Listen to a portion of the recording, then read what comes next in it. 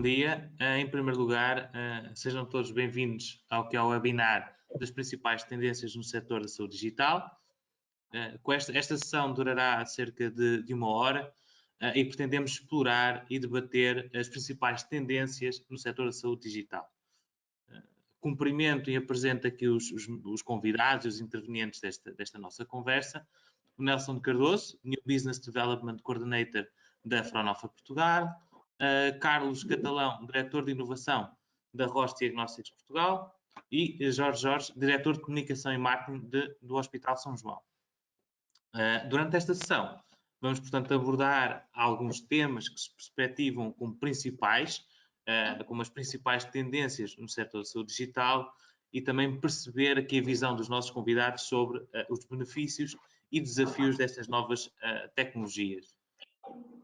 Durante esta sessão, e como tem sido normal e mote nestes nossos webinars da F-Group, poderão colocar as vossas questões ou dúvidas que possuam no chat, indicando até a quem se dirige a questão, e no final haverá aqui um espaço para responder às questões que tenham colocado. Apenas para fazer um pequeno enquadramento desta sessão. Esta sessão surge, de certa forma, da iniciativa da F-Group, enquanto coordenador do que são os estudos de mapeamento e levantamento das necessidades para a capacitação do tecido empresarial no que é o domínio da e-health, do Smart Digital Health em Portugal, e que se enquadram no projeto Smart Health Network, que, como vamos falar um bocadinho à frente, é promovido pela Fraunhofer Portugal e pelo Health Cluster Portugal. Estes estudos encontram-se em curso e, portanto, este webinar, esta sessão, é extremamente interessante para ouvir e debater este tema com os stakeholders do setor. Com este mote, iniciaria efetivamente esta sessão com o Nelson, com o New Business Development Coordinator da Fraunhofer Portugal, até para apresentar este projeto e servir de ponto de partida para este webinar. Nelson, mais uma vez, muito obrigado por ter aceito o convite e por estar aqui connosco. E, portanto, a primeira questão será mesmo qual o âmbito e quais os objetivos deste projeto do Smart Health Network? Olá, Ivo. Desde já, muito obrigado pelo convite. É um prazer estar aqui, nesta companhia, não só dos restantes painelistas, mas também de todos aqueles que estão a ver online.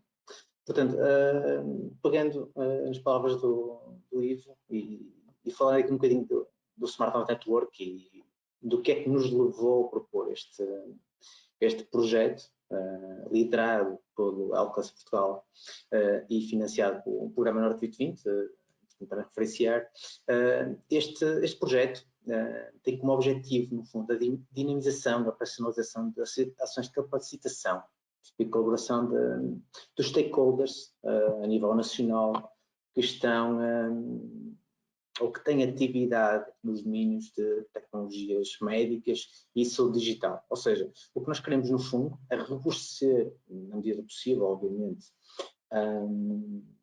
este segmento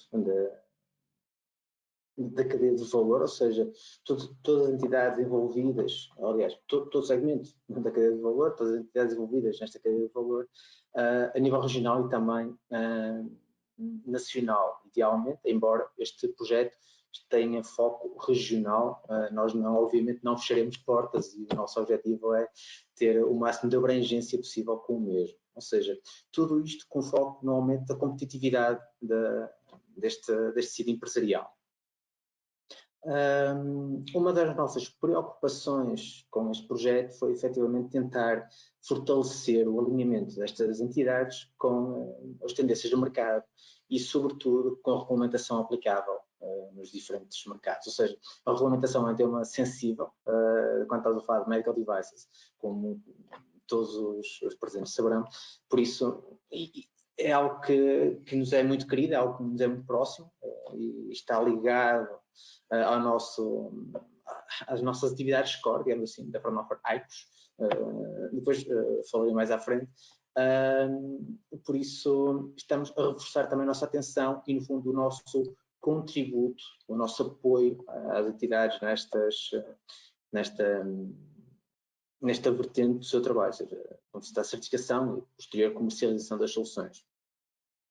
Ou seja, isto permitirá, idealmente, uma redução significativa de time to market, que normalmente é muito longo quando estamos a falar aqui de medical devices, desde o momento em que temos uma ideia até que a conseguimos colocar no mercado, passam-se largos meses, anos por vezes, e quando chegamos ao mercado, muitas vezes já a oportunidade passou, já chegou outro player e lá se foi a oportunidade de negócio.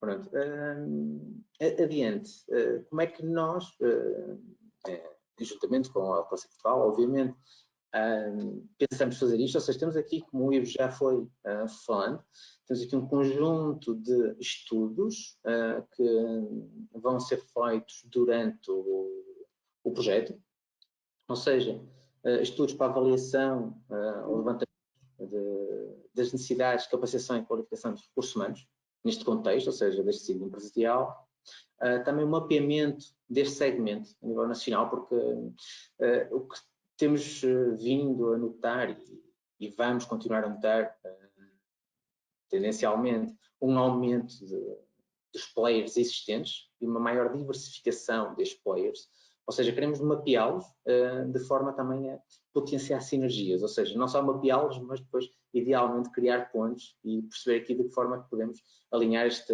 ciclo empresarial. Depois também, obviamente, que queremos ir um bocadinho mais além e criar aqui, ou fazer um levantamento de requisitos de qualificação e capacitação não só dos recursos humanos, mas mesmo a nível tecnológico deste ciclo empresarial. E depois, por fim, criar aqui 2 roadmaps. Idealmente, isto é bastante ambicioso, obviamente. Queremos aqui criar um roadmap operacional de implementação e atualização de requisitos com vista à certificação dos dispositivos médicos, ou seja, estas boas práticas, estas diretrizes, estas guidelines, queremos disponibilizá-las e colocar-nos à disposição para facilitar este acesso. E também depois um roadmap tecnológico para o setor, em função não só do roadmap anterior, mas também daquilo que são as tendências do mercado. Isto são os estudos que serão disponibilizados depois a todos aqueles que nos contactem, idealmente. E por fim, temos aqui um ciclo de 5 workshops que iniciarão, penso que isto ainda estão a ser planeados, daí ainda não ter datas, infelizmente, para partilhar convosco, mas iniciarão no próximo ano e serão feitos organizados quer pela Fronaf Portugal, quer pelo Alcoça Portugal.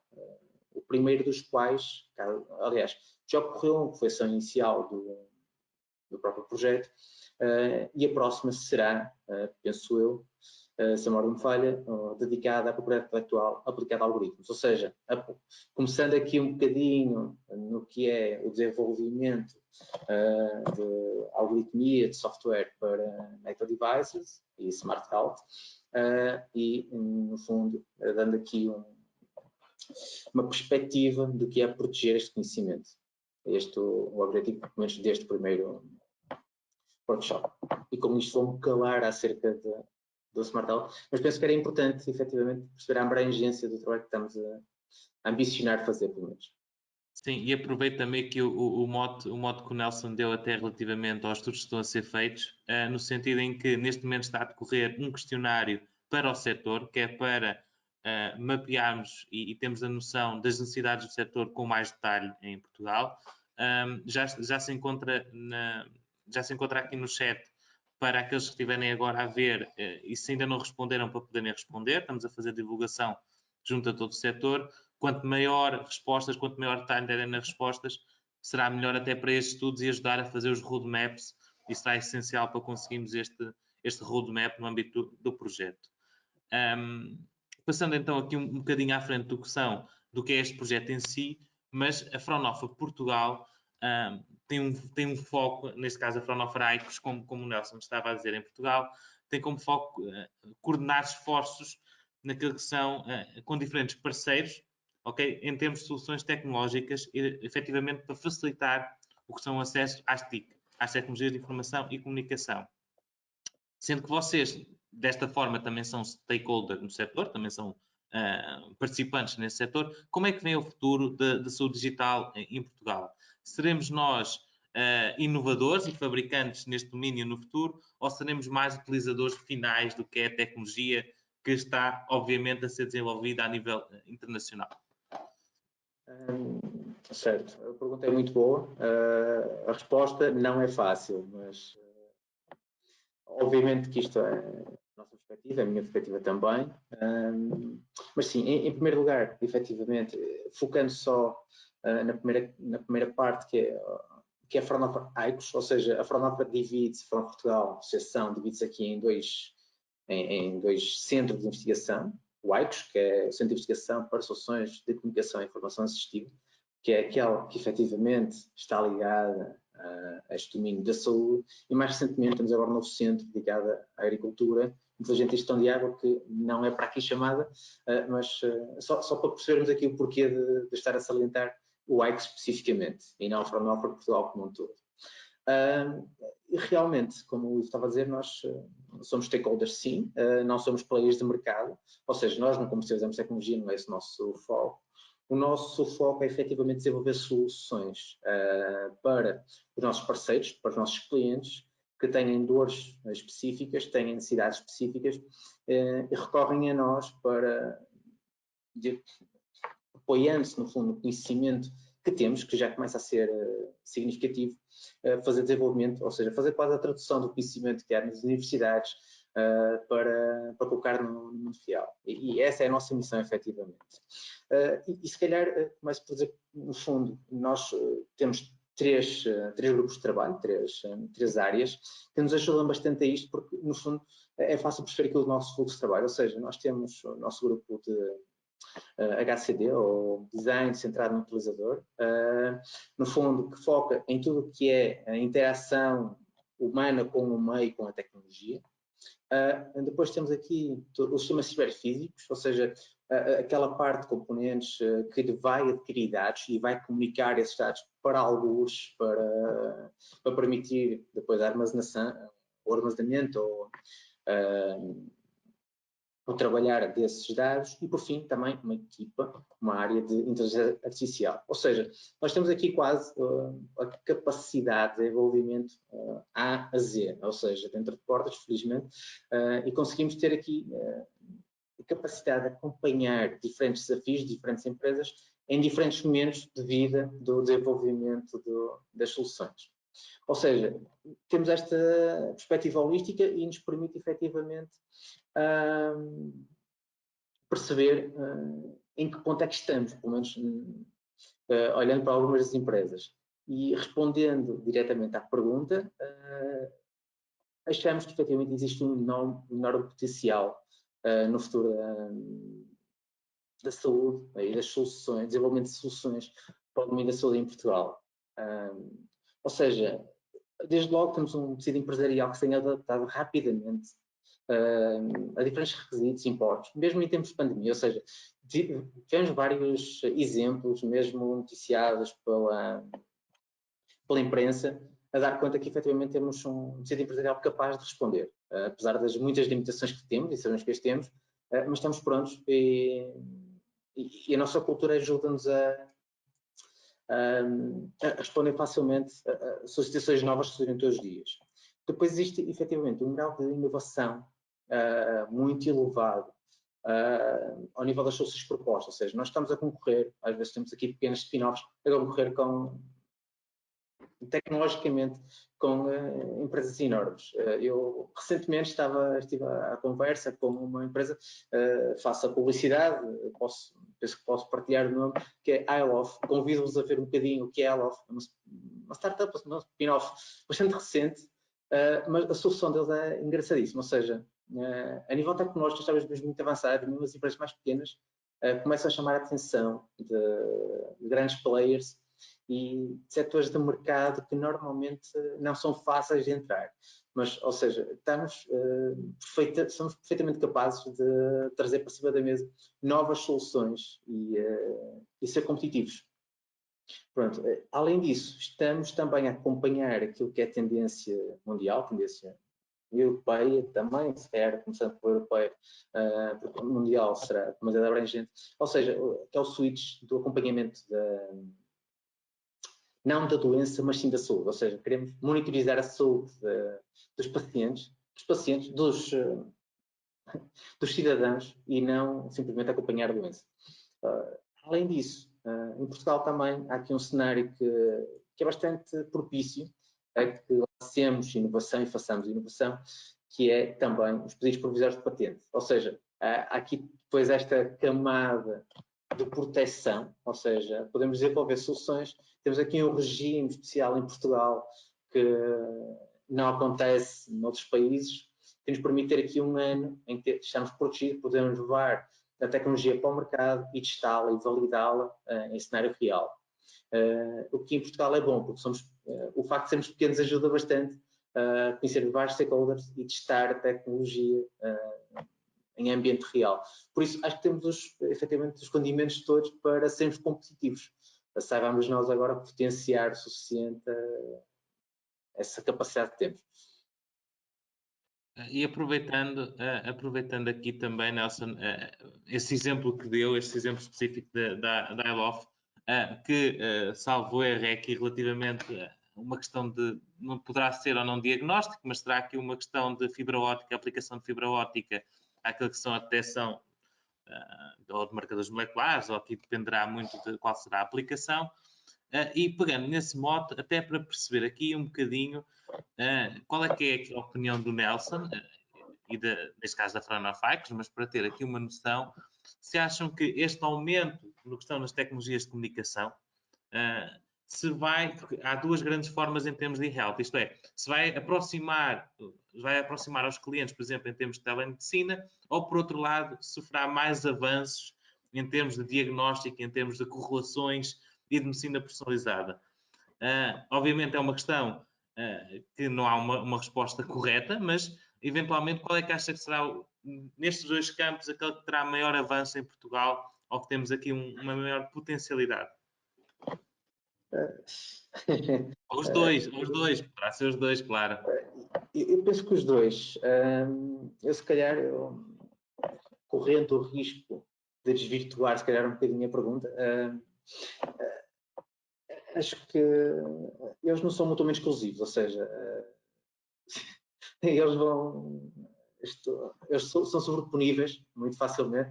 E estou a ver que o Carlos já concorda comigo.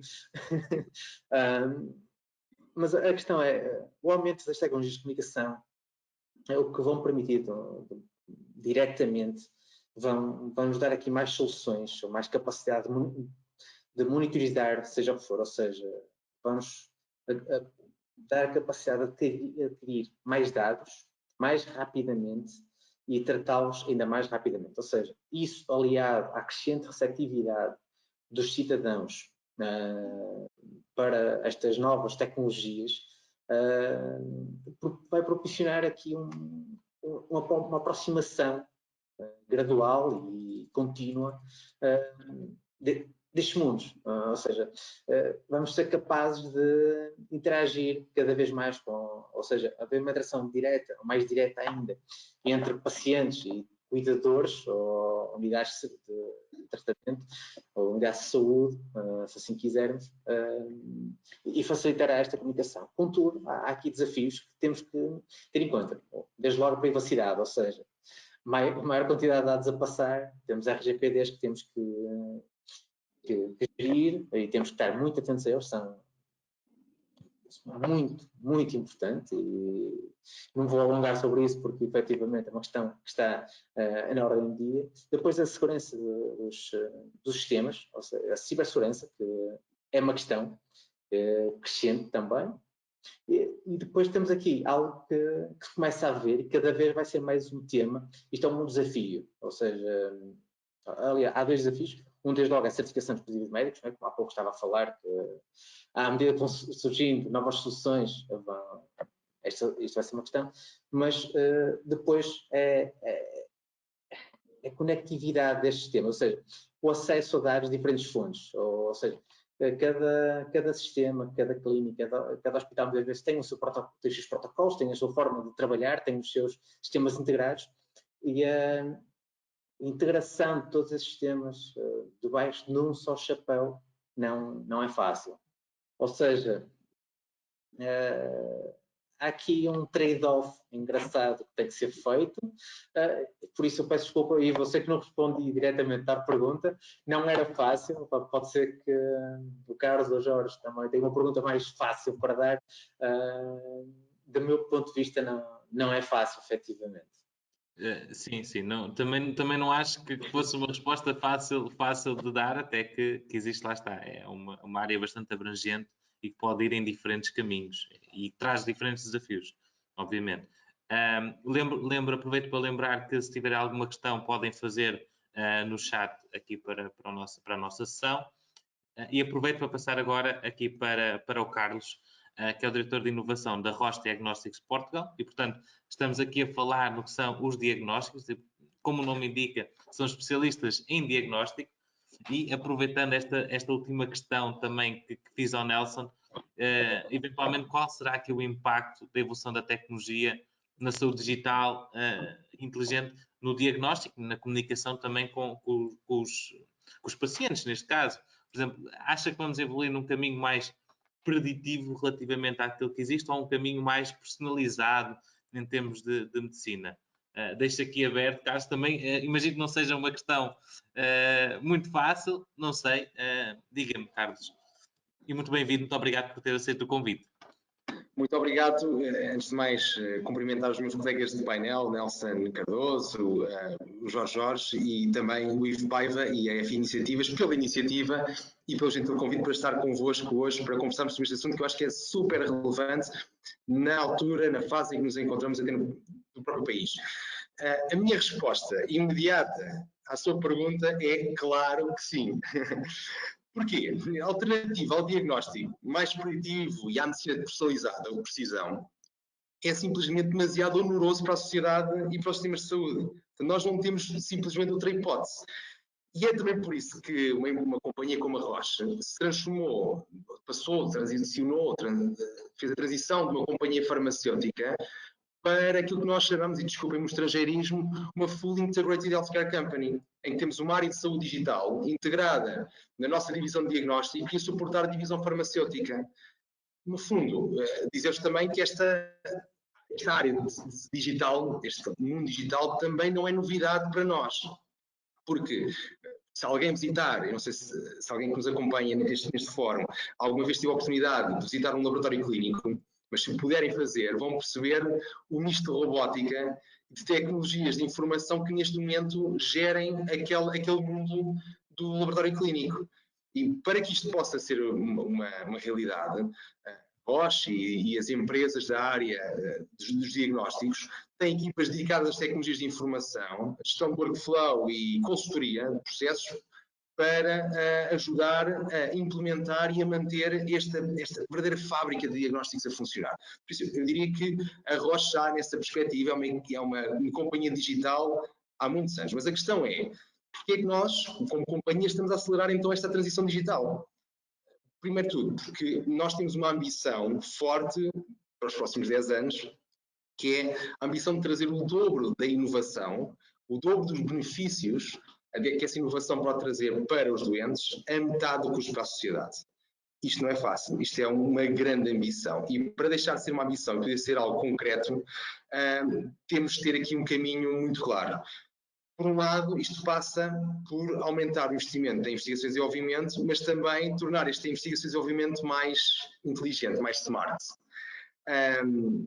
Porquê? Porque o custo, como sabem, de investigação e desenvolvimento na área da saúde é bastante elevado e para isso nós temos de usar também as tecnologias de informação para facilitar a investigação. E não estou a falar apenas nos diagnósticos ou em saúde digital, mas também na área do medicamento. Isto é muito importante também, mas também há outro aspecto, que é, e os sistemas de saúde? Os sistemas de saúde conseguem fazer o uptake da inovação que nós trazemos, e este é um aspecto fulcral para nós, que é, nós também temos de ajudar os sistemas de saúde a ganhar espaço para que a inovação entre. E estamos a falar de uma fase, por exemplo, em Portugal, onde o sistema de saúde está superestificado, desculpem-me esta expressão, está com dificuldades de diversa ordem, algumas relacionadas com o financiamento da própria inovação. E para que o sistema seja capaz de poder então incorporar e englobar esta inovação que trazemos, precisamos ajudá-lo também a encontrar eficiências no fundo, ajudar a cortar aquilo que não traz valor em saúde e aquilo que traz valor para o doente. E esses ganhos de eficiência, então, é que vão acomodar o espaço para o financiamento da inovação. Ora bem, a saúde digital, a área de saúde digital, é uma das áreas que nos vai permitir dar este salto. Exemplo disso, por exemplo, é a aplicação de algoritmos de inteligência artificial que ajudam a apoiar o diagnóstico anatomopatológico. Agora estou a ir a um exemplo muito concreto.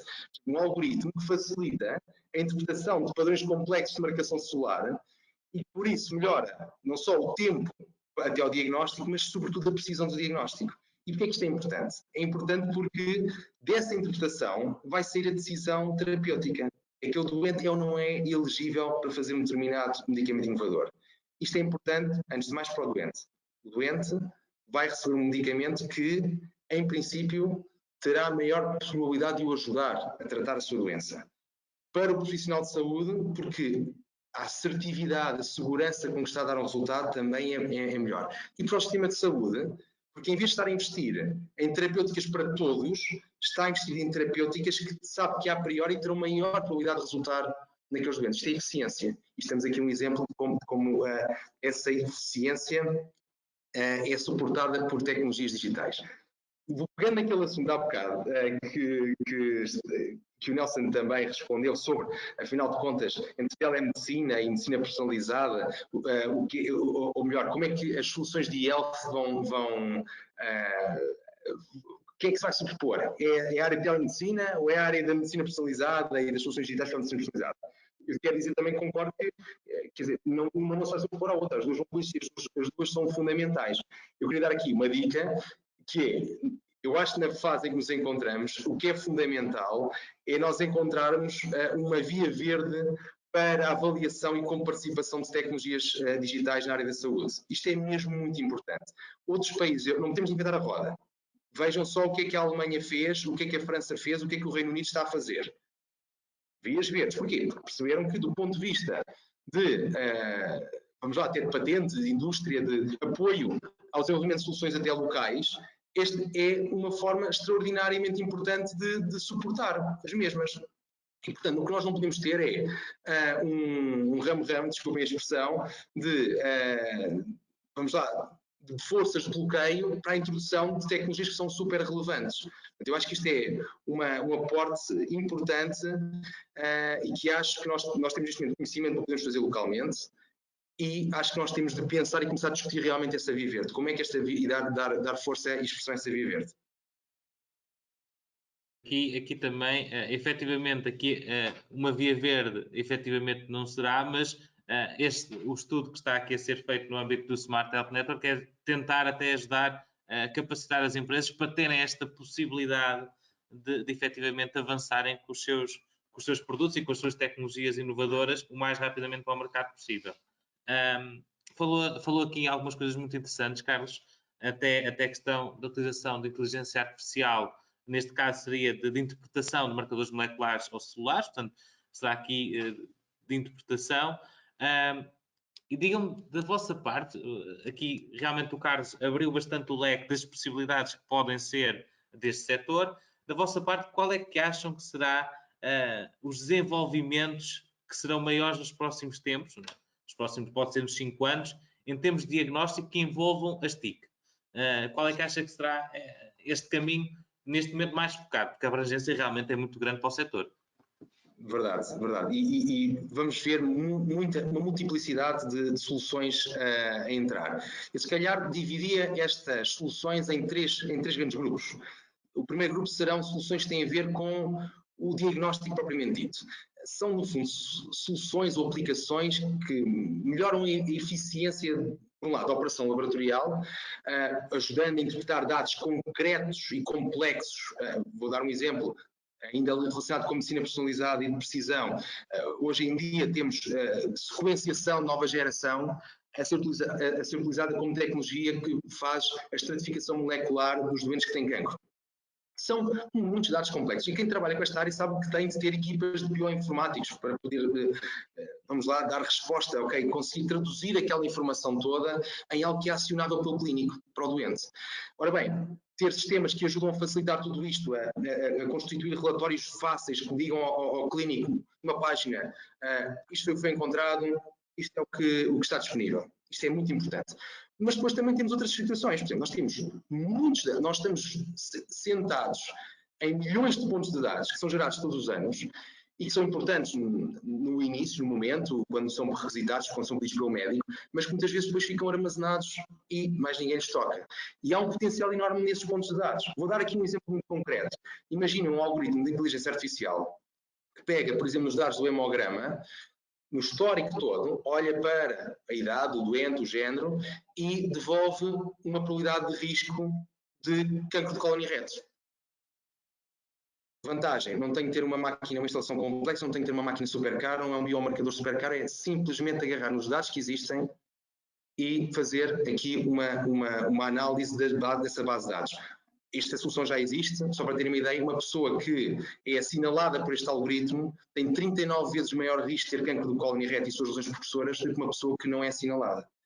Ora, num país que tem uma carga de doenças tão elevada como nós temos por este tipo de neoplasia, estão a ver o benefício imediato, económico, social, clínico para a sociedade. Outro grande grupo serão talvez aquilo que chamaria os sistemas de decisão, de apoio à decisão clínica, que é, ok, eu tenho uma série de dados, como é que eu posso agregar estes dados que estão dispersos e ajudar os profissionais de saúde a navegar esta complexidade do diagnóstico e da terapêutica, ou seja, a complexidade não é só o diagnóstico, nós temos diagnóstico, temos imagem, temos o diagnóstico in vitro e depois temos a panóplia, felizmente, cada vez maior de soluções terapêuticas e é preciso saber navegar nisto tudo. Então é ajudar o clínico perante agrupar estes dados todos e de uma forma inteligente, olha, esta é provavelmente a melhor decisão. E às vezes o cliente diz, ok, não tenho a certeza, já estou na segunda ou terceira linha, podes-me ajudar a perceber o que é que nas grandes bases de dados existe sobre esta terceira linha de tratamento e o próprio sistema dá essa informação. Isto é uma ideia do que é que pode ser um sistema de apoio à decisão clínica. E finalmente, um terceiro pilar, chamar-lhe a gestão da doença propriamente dita. E aqui o grande objetivo será ajudar a melhorar a coordenação dos cuidados de saúde ao longo, vamos lá, da marcha diagnóstica ou da jornada do doente, chamamos-lhe assim.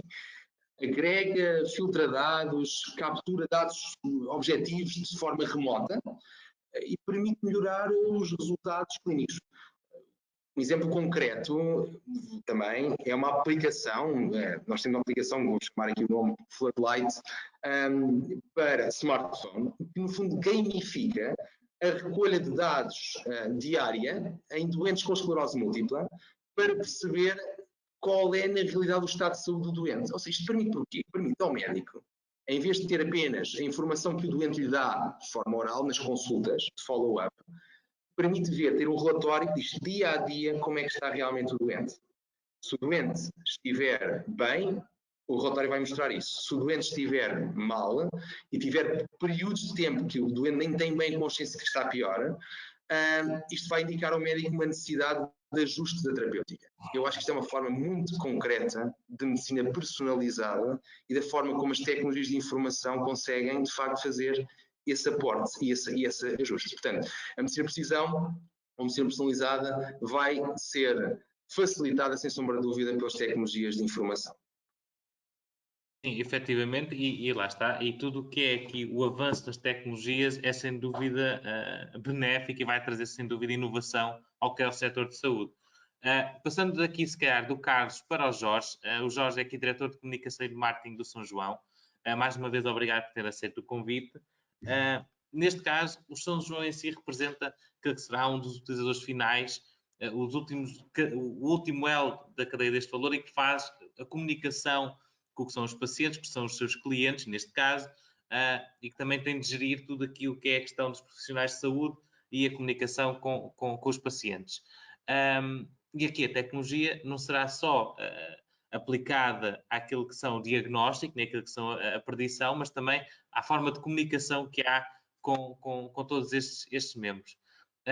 Diga-me aqui, Jorge, da sua opinião, qual a visão que tem o São João, que tem aqui um dos centros hospitalares maiores do país, sobre a evolução que temos tido aqui em comunicação e em marketing ao nível digital e qual é que acham que são as estratégias que têm tido maior impacto naquilo que é a comunicação com os diferentes stakeholders, neste caso do hospital, os pacientes, os profissionais de saúde e, claro, todo este setor que acaba por abranger. Certo. Antes de mais, bom dia. Obrigado, Ivo, pelo convite e prazer conhecer o Nelson e o Carlos. É uma honra estar aqui a partilhar e já aprendi um bocadinho com eles os dois também. O processo desta cadeia de valor, de alguma forma, combina muito com o processo que nós, dentro do centro hospitalar, damos e acrescentamos valor não só ao doente, mas também a vários stakeholders, mas sem dúvida que o utente é sempre o nosso principal foco. Eu primeiro gostava de fazer aqui um pequeno enquadramento da instituição. Realmente nós somos os maiores ou o maior centro hospitalar do país e todos os dias lidamos com assuntos completamente diferentes e complexos, portanto isto é uma indústria bastante complexa e de alguma forma com um organograma, como eu costumo dizer, quase difícil de o construir. Somos 6.300 colaboradores, somos mais colaboradores de muitas pequenas cidades de Portugal, temos 63 serviços clínicos, somos um hospital de fim de linha, só aqui dentro, isto é uma cidade autêntica, temos 14 km de corredores, obviamente trabalhamos numa área da saúde que é uma área vulnerável, forte e com um grande impacto mediático, e também gostava de partilhar aqui alguns números do ponto de vista de resultados que nós temos feito neste último tempo, de uma forma que culmina com esta cadeia de valor já falada pelos meus colegas. Nós geramos internamente, só internamente, cerca de 220 conteúdos por ano, portanto é quase um conteúdo por dia útil, são cerca de 8 ou 10 mil minutos de leitura. Temos várias participações em programas televisivos, temos uma média de 180 participações por ano, uma média de cerca de 12 notícias por dia na imprensa. Nesta fase da pandemia tivemos muito mais, obviamente, mas estamos a falar de uma situação atípica, portanto é uma instituição que está na agenda de qualquer cidadão, de qualquer empresa, de qualquer instituição. Na fase da pandemia, todos sabemos, haveria praticamente quase todos os telejornais, acabamos por ser o hospital mais mediático, só em 6 meses tivemos 5.682 notícias nesta fase da pandemia. E aquilo que nós também trabalhamos, é uma área que nós trabalhamos, e que inclusive junto ao offline com o online, com esta parte do setor digital que nós apostamos, e temos aqui a partilhar também aqui alguns exemplos, nós temos cerca de 25.000, eu chamo de touchpoints, na instituição, seja interna, seja externamente. O que eu quero dizer com isto? Eu estou na instituição há mais de 10 anos e aquilo que conseguimos construir nestes últimos 10 anos, que eu chamo de estados 25 touchpoints, é pontos de comunicação ou elos de ligação entre o nosso principal interlocutor, que normalmente é o doente, muitas vezes pode ser a instituição como um todo, e o próprio utente, o nosso cliente, chamamos-lhe assim, que vai desde aplicações, desde comunicações simples como um panfleto, mas são comunicações de valor acrescentado, de alguma forma transforma o comportamento deste utente e cria valor para o mesmo quando está em contacto, ou quando tem um problema, mas quando está em contacto com a instituição. A nossa missão, obviamente, é servir pessoas. A comunicação e marketing é transversal a qualquer serviço, qualquer ação da instituição. É importante, obviamente, ou saber ouvir, obviamente tudo se faz em equipa, infelizmente nós temos aqui nesta edição excelentes equipas que conseguem trabalhar entre si e acrescentar valor entre si com o know-how que cada um tem. Obviamente que temos que aproximar pessoas e só assim conseguimos ter resultados e de alguma forma que esses resultados têm repercussão no dia a dia. E eu gosto muito de partilhar um modelo que nós criamos aqui, tem várias, quase se fosse uma visão de uma órbita em que nós estamos no centro com a decisão do nosso cliente ou da nossa marca, chamamos assim, e numa primeira fase, num primeiro nível, nós temos sempre de trabalhar o nível corporate.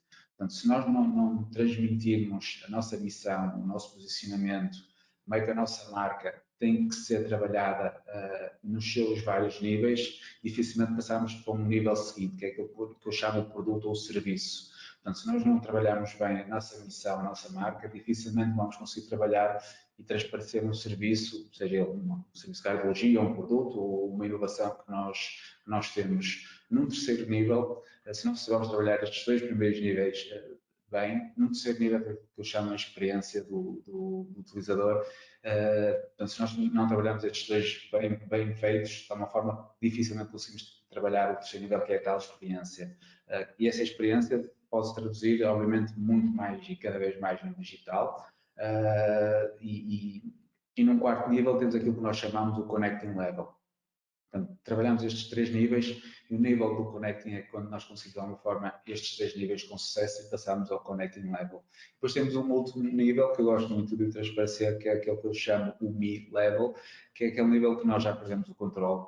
De alguma forma, se trabalharmos bem estes 4 níveis, o quarto nível já é aquele nível em que o utilizador, seja através de um contacto de informação de uma app, de uma tecnologia, consegue, de alguma forma, ter acesso à informação, interagir com ela de uma forma transparente, autónoma e com resultados e com valor acrescentado. Portanto, de alguma forma, este é um modelo criado aqui internamente pela minha equipa, por mim e pela minha equipa, que de alguma forma temos que seguir religiosamente para que todos os nossos processos tenham resultado. Eu posso dar um exemplo do projeto do Banco de Sangue.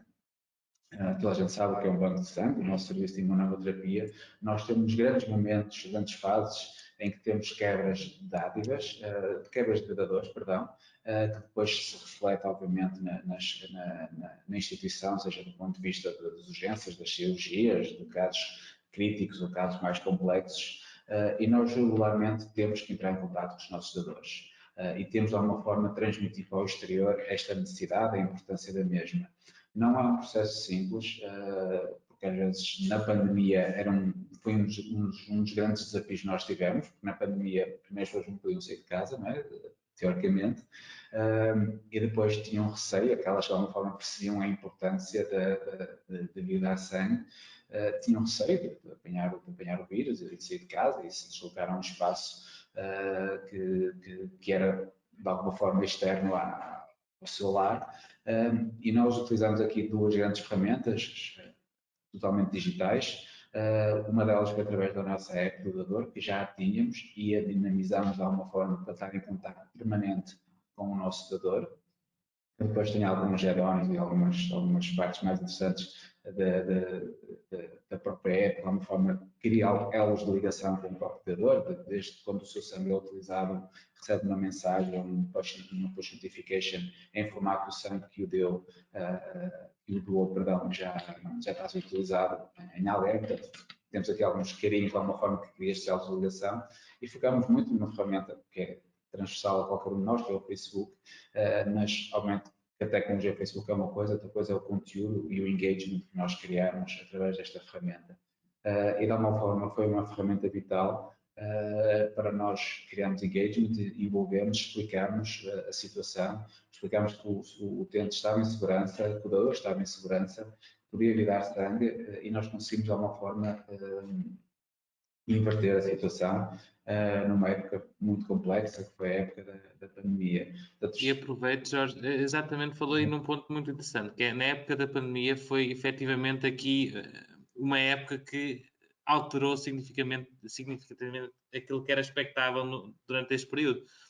Sim, em termos de comunicação que utilizaram com os clientes nesta época, houve aqui alguma alteração, alguma inovação que tiveram que fazer em termos de comunicação decorrente do que é a pandemia das restrições do Covid-19? Sim, sem dúvida, assim. Obviamente todos nós não sabíamos o que estava a acontecer, não é? Porque a maioria das pessoas teve um impacto direto sobre o meu, sobre o nosso trabalho, portanto, de repente tínhamos de comunicar a todos os públicos, seja internos e externos, um vasto pacote de informações sobre uma nova doença da qual a maioria das pessoas nada ou quase sabia. Internamente foi criado um comitê de crise dentro da instituição, reunimos todas as semanas para fazer pontos de situação. Nós, a instituição de São João, éramos o foco do público, éramos quase a solução da informação, obviamente do DGS, mas o São João, até por ter tido o primeiro caso, ter tido a primeira morte, tinha o foco todo ligado de alguma forma à instituição. Portanto, foi um grande desafio para nós trabalharmos esta comunicação, porque nós, de alguma forma, nós dividimos aqui a comunicação em 2 grandes níveis, uma comunicação reativa e uma comunicação proativa. Obviamente, como o próprio nome diz, e aquilo que nós estamos a trabalhar, habituado a trabalhar é uma comunicação muito mais proativa, porque além de nos dar mais dinamismo, e leva a nossa marca, e leva os nossos profissionais e traz resultados muito mais positivos, desde trabalhar a comunicação executiva, dos nossos resultados económicos, resultados financeiros, desde comunicar dos nossos serviços, resultados clínicos, mesmo até a parte cultural da própria instituição, a parte da investigação, obviamente, bastante importante, muitas vezes os nossos prémios, seminários e congressos, do ponto de vista da inovação, parcerias e protocolos que nós temos com muitos parceiros, nomeadamente os parceiros dos meus colegas, mas aquilo que nós trabalhamos e que aprendemos muito foi a comunicação reativa.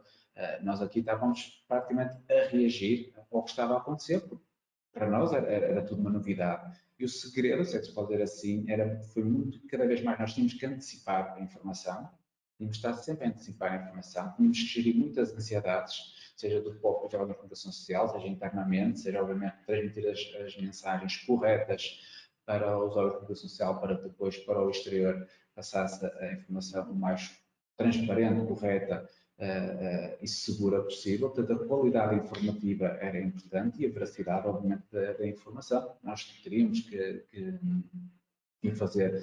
Todos os dias lidávamos com informação nova, portanto, todos os dias protocolos clínicos, processos internos, e a missão era informar.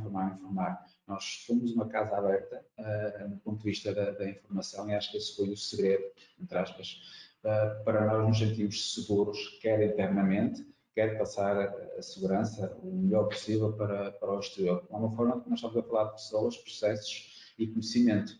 E só isso nos trouxe resultados. Portanto, identificámos pontos fortes e comunicá-los adequadamente. Portanto, isso acabou por ser aqui um bocado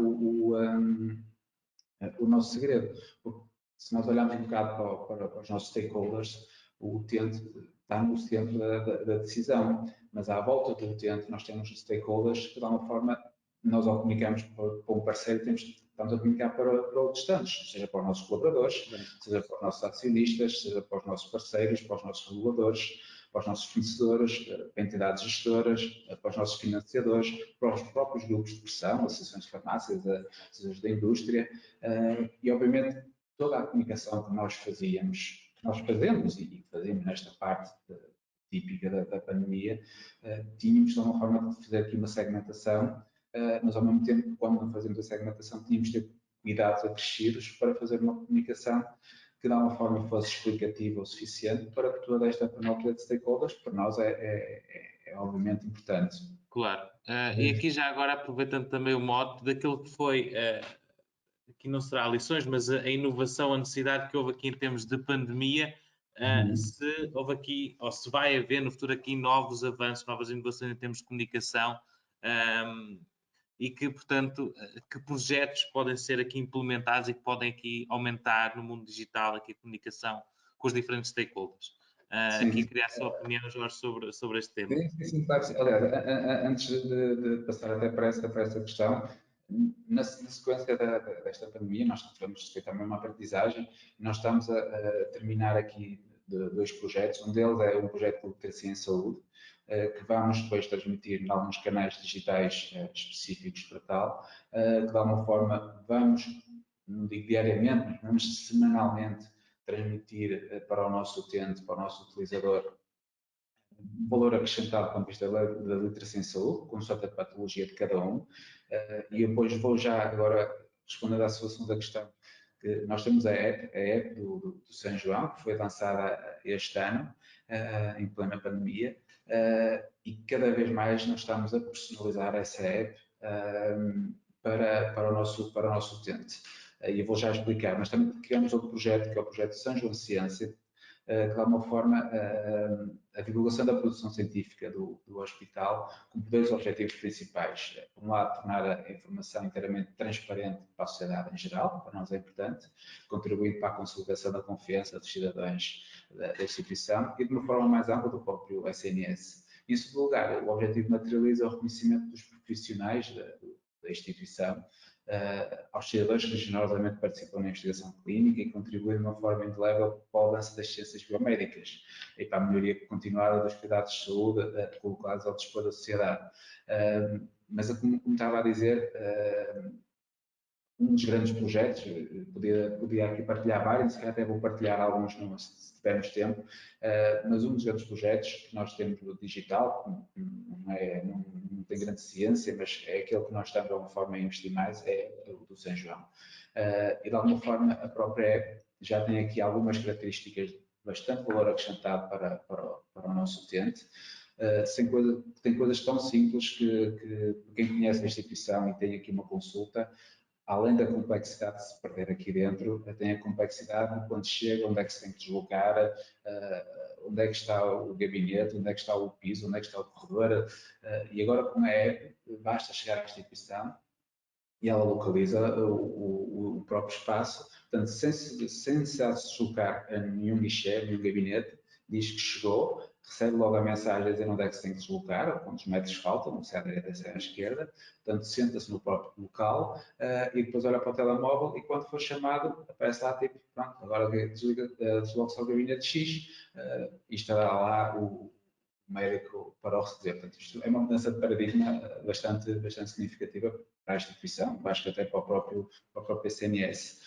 Coisas simples como pedido de remarcação de consulta, caso não possa comparecer, complexidade que existia até aos dias de hoje, quase não, vai tentar ligar para cá, tentar ligar para o médico, devia se deslocar-se e falar com um administrativo, coisas bastante complexas que agora com muita simplicidade a faz na própria app. Já temos a própria videoconsulta, com a indicação do médico assistente, portanto, muitos profissionais, muitos utentes já fazem as suas consultas sem sair de casa. Uma coisa muito simples que é registrar a admissão à urgência de adultos sem se dirigir ao secretariado. Portanto, no momento que se está a dirigir à urgência, pode já estar a fazer a sua admissão na própria app, portanto, e chegando à urgência já não tem que se deslocar a um guichê. Estamos aqui a acrescentar pequenos add-ons na própria app. Mas aquilo que nós estamos a tentar revolucionar um pouco mais e que queremos revolucionar um pouco mais com a soma destes conteúdos todos que nós temos trabalhado na instituição, seja da literacia de saúde, de ciência e afins, é que seja a personalização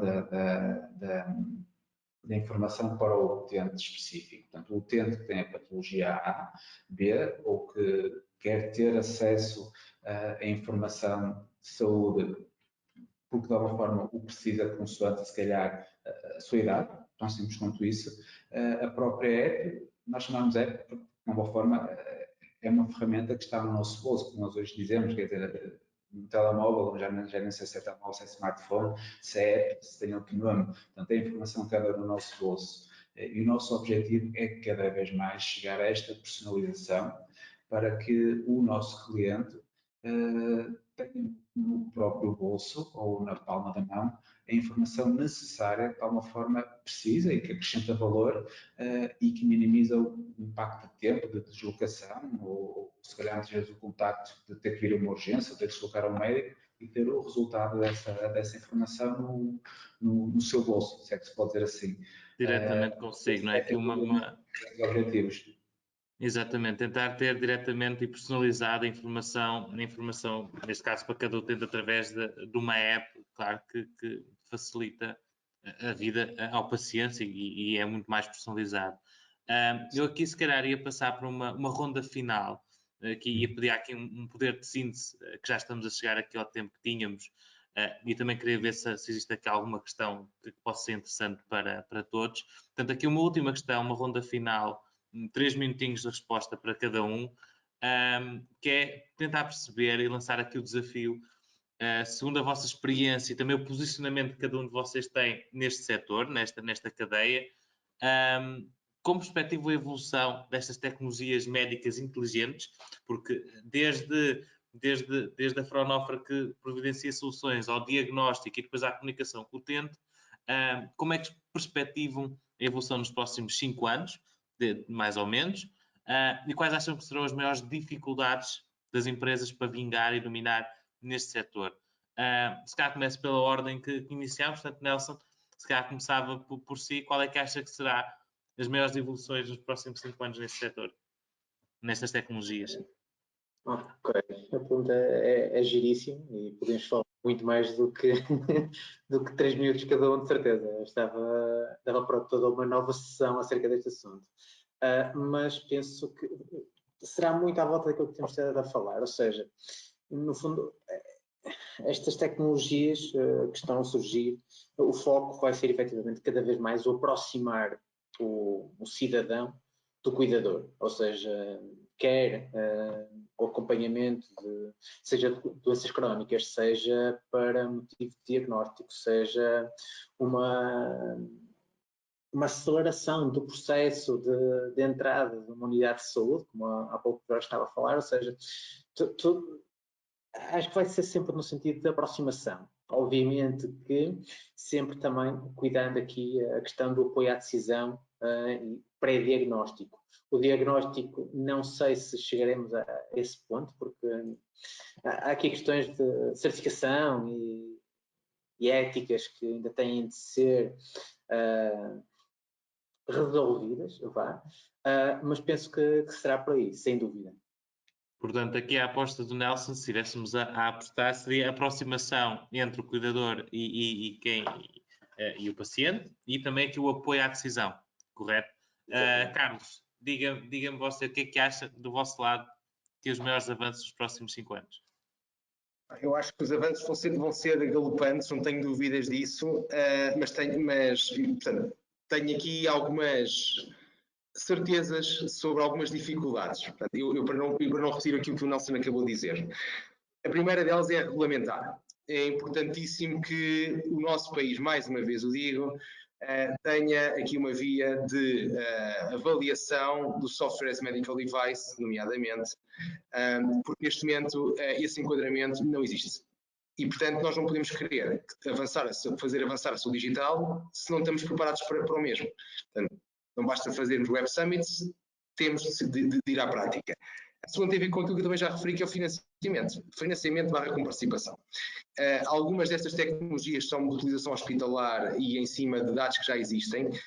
Aí o financiamento por parte do hospital do seu próprio orçamento talvez simplifique um bocadinho a coisa, mas quando nós olhamos para aquelas que são de utilização pelo utente, nós temos uma via de comparticipação diferente. O SNS tem de comparticipar isto, mas precisa de avaliar e saber como é que avalia. Definir o framework de avaliação. Não existe. Temos de trabalhar nisso. Depois temos a parte de implementação. E a parte de implementação tem aqui duas questões muito importantes. A primeira tem a ver com a interoperabilidade dos sistemas. Nós temos uma série de sistemas de registro eletrónico em Portugal. Por outro lado, estes sistemas às vezes não falam uns com os outros, não falam, sobretudo com plataformas de saúde digital. Não pode ser. Nós temos de ajudar. E já agora, lançar aqui o desafio também de que deixemos de olhar para a iniciativa privada como o bicho-papão, mas antes de mais como quem pode trazer aporte e pode discutir como é que se pode, os avanços e como é que se pode trazer este avanço até ao doente. Vejam, nós gostamos de nos comparar com o Serviço Nacional de Saúde Britânico. O NHS é muito parecido, ou melhor, o nosso SNS é parecido com o NHS, e o NHS tem o NICE, e o NICE conversa com a indústria. Todos os dias, organiza eventos para discutir precisamente estas dificuldades e como ultrapassar estas dificuldades. Então, acho que nós estamos cá todos para o mesmo, que é vamos melhorar a saúde e vamos melhorar de uma forma sustentável. O último ponto tem a ver com a utilização pelo doente. Não nos esqueçamos de que algumas das aplicações têm aqui objetivamente uma bondade de melhorar a gestão da doença crónica. Alguns destes doentes são doentes idosos. E há bocado o Jorge falava de literacia em saúde, fundamental, mas depois há outra parte da literacia, que é a literacia digital, que pode ser uma barreira também à implementação destas soluções. Então também temos de trabalhar em conjunto para vamos lá, ajudar também nessa... Eu acho muito interessante o Carlos ter colocado o foco não necessariamente na nossa capacidade de inovação de tecnologias, mas sim na necessidade de operacionalizar muitas vezes o que é a inovação depois da chegada ao mercado, que é a regulamentação, é a dificuldade de conexão entre diferentes serviços e, portanto, achei muito interessante. Tenho já aqui algumas questões e, portanto, Jorge, antes de passarmos às questões, da sua parte, qual é que acha que vai ser aqui os maiores avanços nos próximos tempos? Eu acho que, em duas palavras, eu dizia que é antecipar episódios. Aquilo que eu costumo dizer com os meus colegas, com a minha equipa. porque hoje em dia, teoricamente, mas eu acho que já funciona um bocado assim, qualquer profissional sabe em real time como pode estar o seu coração. E ser alertado caso aconteça algo, disputar um exame, uma consulta, chamar o INEM. Hoje já é possível fazer algo deste género. E para nós, pelo menos para mim, como uma pessoa com expertise em comunicação e marketing, como é que nós fazemos a combinação do uso desta informação, dos analytics, chamamos assim, da tecnologia, para criar de alguma forma relevância, valor e de alguma forma confiança para o nosso utente. Portanto, cada vez mais o nosso utente vai querer e ter acesso intuitivamente àquilo que ele quer, quando ele quiser, e uma entrega instantânea. Cada vez mais todas as tecnologias, todos os sistemas, toda a cadeia de valor vai ter que entregar ao utente as situações desta forma. Nós já temos vários exemplos. Existe uma empresa que só para rematar aqui com 2 ou 3 exemplos, que se chama Proteus, não sei se os meus colegas conhecem, que já inclui um nanosensor num medicamento, e o paciente, ao engolir, o médico já sabe de uma forma como é que o medicamento está a reagir dentro do corpo do utente. Para mim, pelo menos como marketeer, não profissional de saúde, para mim isso é uma grande revolução. Já existem óculos que de alguma forma fazem com que as crianças deixem de ter dislexia. Já existe um nanosensor que é colocado no dente e que de alguma forma faz a leitura da glucose em real time e de alguma forma transmite para a app tudo aquilo que está a acontecer, que se chama Nutrix, a empresa. Portanto, eu acho que num futuro próximo, nos próximos 5 anos, vai ser uma revolução cada vez maior neste setor da saúde e obviamente que só vai ter resultados com a soma pelo menos destes 3 parceiros, chamando assim, da cadeia de valor. Como os meus colegas disseram muito bem, o trabalho do Nelson, da sua equipa, da sua instituição, do Carlos, da indústria e obviamente dos hospitais, de alguma forma acaba por estar numa fase final aqui da cadeia de valor e depois obviamente do utente. A soma desta cadeia de valor, acho que o resultado vai ser obviamente por aqui. E obviamente que eu digo isto muitas vezes quando falo em público, o resultado às vezes não é as instituições, são as pessoas que estão por trás das instituições. E é uma forma, a network, a ligação, o know-how de todas estas pessoas que fazem ter os resultados, isso é indiscutível. Nós podemos estar aqui a falar, nós estamos a falar que existe o projeto A, B e C, mas se desligarmos agora o webcam e cada um voltar para o seu canto, os resultados não vão acontecer. Portanto, temos cada vez mais reforçar a network, mas pôr as mãos na massa e dar uma forma de fazer as coisas acontecerem. E eu acredito, pelo menos é isso que eu tento sempre incutir em mim próprio e na minha equipa e nos meus colegas, é mesmo sentarmos frente a frente e pôr as coisas a resultar. Esse para mim também é um dos grandes desafios. Principal. E aqui, Jorge, já agora, pegando nesse mote, nós já temos aqui algumas questões, vamos estar aqui na maioria, mas eu vou estender aqui uns 10 minutinhos para tentar responder que há algumas questões que temos, as que não conseguimos, depois respondemos por e-mail e fazemos chegar também aqui as questões aos nossos convidados, mas há aqui um ponto muito interessante que será mesmo, e que tem várias das questões aqui, que eu acho que é o ponto focal em várias das questões, que é, mesmo que a indústria e mesmo que os hospitais entrem em conexão juntamente com o que é a tecnologia digital, isto só funciona se o paciente, se o utilizador final, tiver literacia digital. E tiver então não só ter o smartphone, porque 100 euros, se calhar até com 60 ou 50 se compram um smartphone, mas conseguir utilizá-lo. E portanto, deixo não sei qual de vós conseguirá ter aqui uma resposta, mas como é que acham que podemos aumentar esta literacia digital na população ao tentar que as pessoas consigam chegar então a estas apps, este formato digital para onde estamos a evoluir? Deixo aqui aberto, não sei quem acha que terá uma resposta melhor para isto. Eu posso falar da minha área. A minha área é comunicar, informar.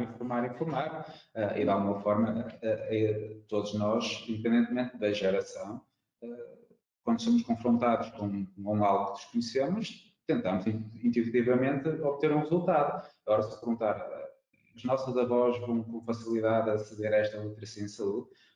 Não, mas também ao portal das finanças para submeter o IRS também não fazia e pedem ajuda sempre a alguém, quer dizer, tipo, e acho que isto vai acabar por acontecer de uma forma natural. Mas falando da minha área, é tentar perceber o que é que existe, onde é que está o nosso público-alvo e que informação chega a ele rapidamente, de uma forma intuitiva, percebida e que aconteça aquilo que eu gosto que aconteça, que é o call to action. De alguma forma, ele tenha uma ação perante aquilo que aconteceu. Portanto, se calhar falei um bocado dos meus colegas, mas esta é sem dúvida a resposta que daria de alguma forma. Educar os filhos para ajudar os pais também, não é? No fundo, o cuidador que tanto se fala, não é? Também tem um papel muito importante nisto. Sim, eu se calhar ia um bocadinho mais longe, ou seja, eu acho que efetivamente as soluções têm que ser desenhadas na medida certa, ou seja, eu acho que isto é uma estrada de dois sentidos. Por um lado, obviamente, temos que tentar educar e aumentar a literacia, sem dúvida, mas por outro lado também temos que fazer o trabalho inverso, ou seja, temos que preparar a tecnologia para ser utilizada pela população-alvo.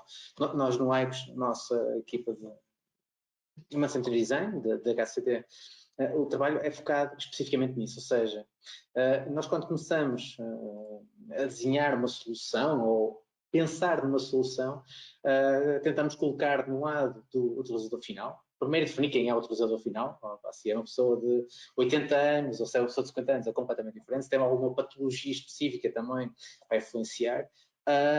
E depois fazer, no fundo, um primeiro draft daquilo que será a solução e, assim que possível, colocar nas mãos dessas pessoas para perceber, porque vai haver dúvidas, vai haver dificuldades que, por muito boa vontade, por muito visionários que possamos ser, nunca vamos ter essa noção, porque eles é que vão sentir essas dores, ou seja, esse trabalho tem que ser feito. Portugal, eu falo Portugal porque, pronto, é o nosso domínio, não está ainda a olhar muito para estas questões de habilidade, co-design já começa a ser uma palavra sonante, mas ainda efetivamente ainda custa a introduzir no mercado, mas é algo que efetivamente temos que olhar e acho que pode ser muitas vezes um deal breaker entre a aceitação ou não de uma determinada solução para a população, porque no final do dia, se o utilizador final não a use, o valor é zero ou quase zero, porque não tem utilidade. Sim, efetivamente, o que é as metodologias de design thinking em Portugal custam a implementar ou não estão implementadas de base em muitas empresas e em muitos setores, o que dificulta, claro, depois o desenvolvimento de soluções depois focado no que é o utilizador final, que é para tentar que mesmo com menos literacia consiga utilizar a solução.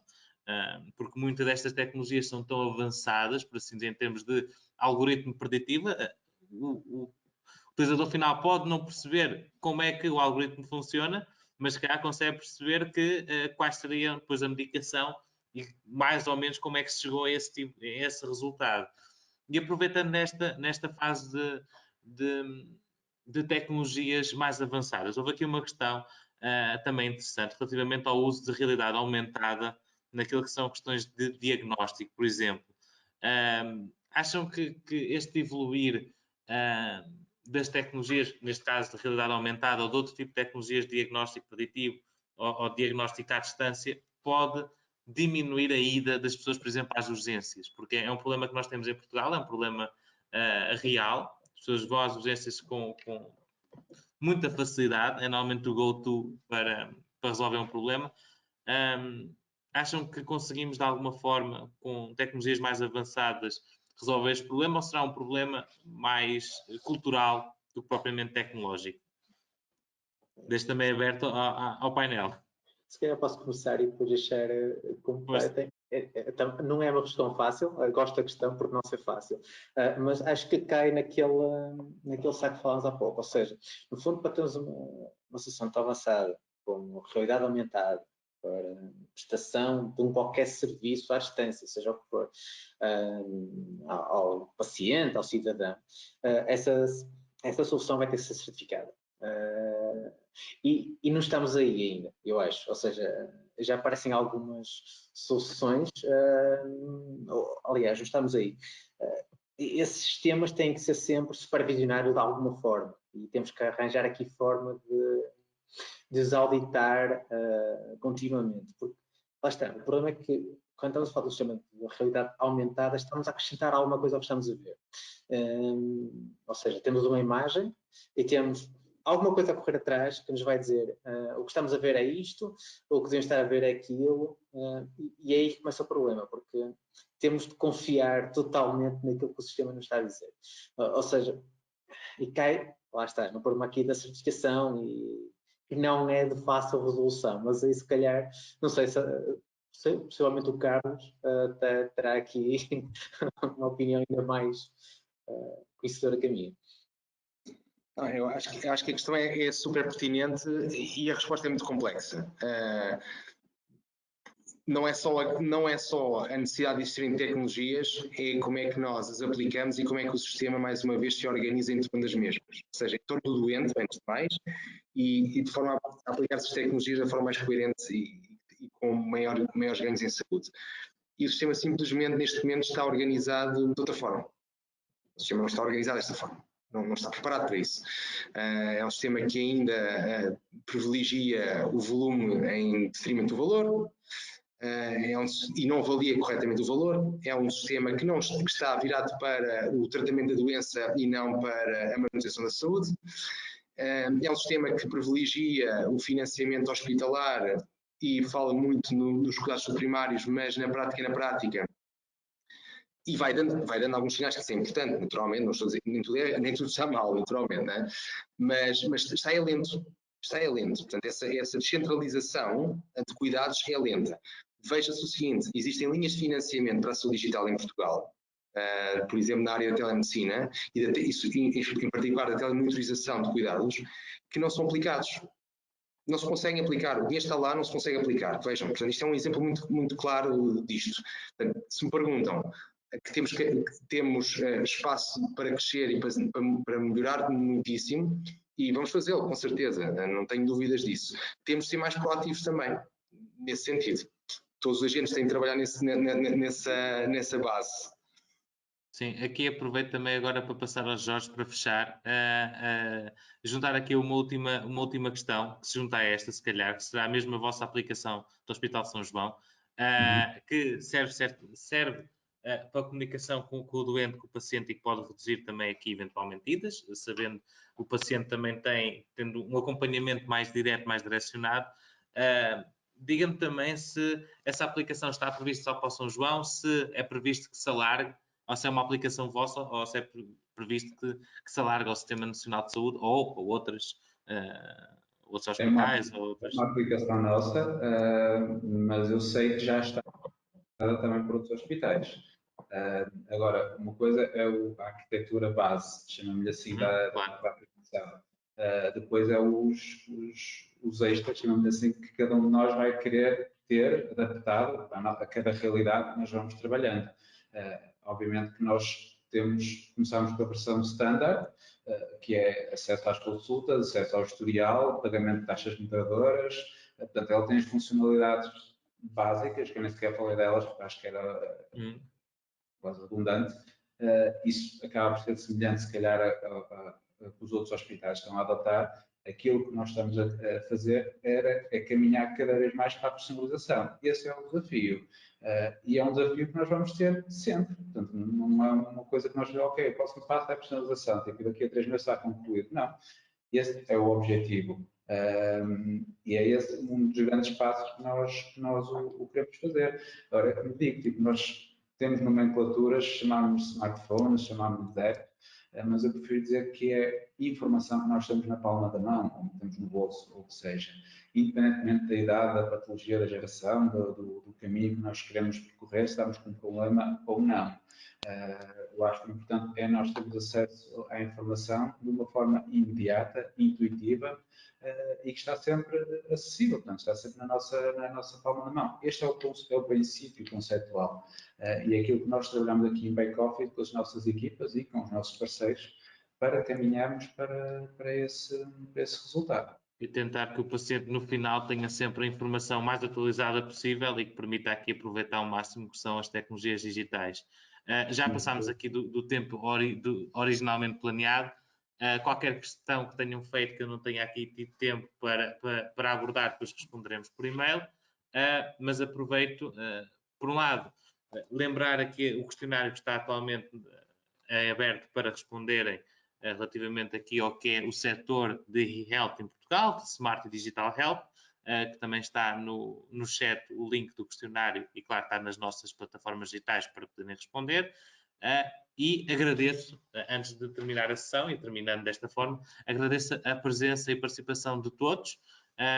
Obviamente, aqui um grande obrigado aos nossos convidados por terem aceito o convite e por terem dedicado um pouco do seu tempo a esta sessão e, claro, a todos os que nos assistiram, toda a plateia de assistência, por também terem passado esta hora connosco. E dou por encerrada esta sessão e, por fim, agradeço novamente a todos a vossa participação. Obrigado, um prazer. Obrigado. Obrigado. Até breve.